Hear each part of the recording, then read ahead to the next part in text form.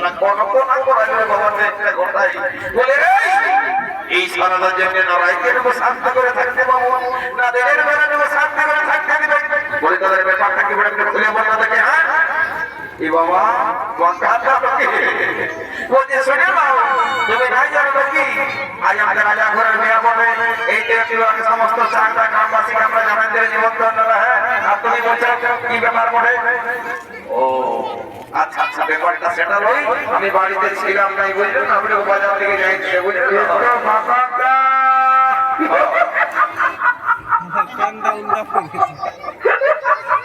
কি বাবা কি হলো ইশারা খাইছে এটা বলবে না এটা সবসময় আসে তোরা বলবি না রে সমস্ত চোখগুলো আলু ওঠে হ্যাঁ চোখগুলো আলু ওঠে পাকাটাকে তো ভালো করে ভালো করে দেখো না কিসা নবী দেখো প্যান্টটা কোন দিকে পড়েছে এ বাবা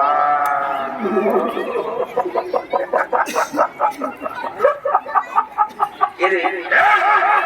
বারে বারে বারে শালা কলি দিবে ছেলা মরতে আপনাদের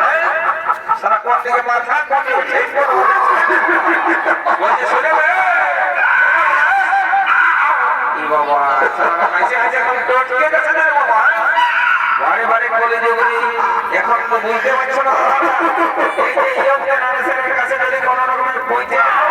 এদের ভালো সম্মান পাবে না বুঝলেন না আমি যখন আসছি তখন দেখছি সারা আমাকে দেখে গুজর গুজর গুজর গুজর হাসছে সব বেশি হাসতেছি না তেমন না পায়ে পায়ে দেব না বলছে দাদা হাসবো না তো কি করবো বলো তুমি যে সাইডে ঢোকাই দিয়েছো বলছে কি এটা মনে হচ্ছে 2027-এর জন্য বুকিং বলছে আমি বুঝতে পারছি এটা টাউন হিসাবে মনে হচ্ছে এই দেশটা ঢোকাই দিল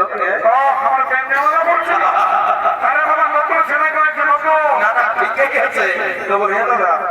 সবাই ট্রেনের চেনটা আগে দিয়ে থাকে আর তোমার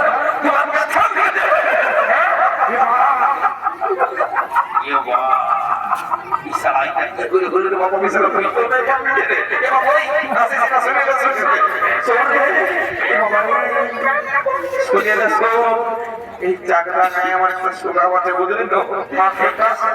কাউকে জানাইছিলাম এই চাকরা নাই রহি বই আমার বুঝলি তো শুনে এটা কি করে বলে ভুলটা আর বলিস না রে বাবু কাল এই চাকরা নাই কাল দুটা ছনাস পাটি নাচ চলতেছিল একদম মনে চলছে বুঝলেন তো দুটা ছনাস পাটি দোকান করে নাচ দেখে ঘরে যাই ঘুমাইছে রে বুঝলেন আচ্ছা আর সকাল সকাল তোদের এই সেই পাটের আওয়াজ পায়ে ঘুমটা গেল পাকিয়ে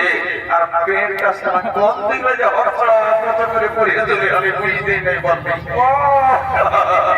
তো বলি শুনে রে বাবু এটা টাউন এলাকা বলে বুঝলেন তো এখানে বসে হতে হতে করে আমার নাম খারাপ করে দিয়েছি না যা বড় বড় আজ মেলার দিন পরে যা বলবি তাকে পয়সা খাওয়াই দেবো কথা কথা নাই বুঝলেন লেখটা যখন দেখান দাও তোকে ফুলতে করে কেউ সার আমাকে দেখতেও পাবে নাই কাঁদে আমার অন্তরে আচ্ছা কাঁদে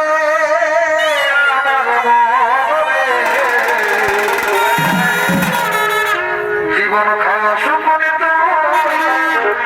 বহর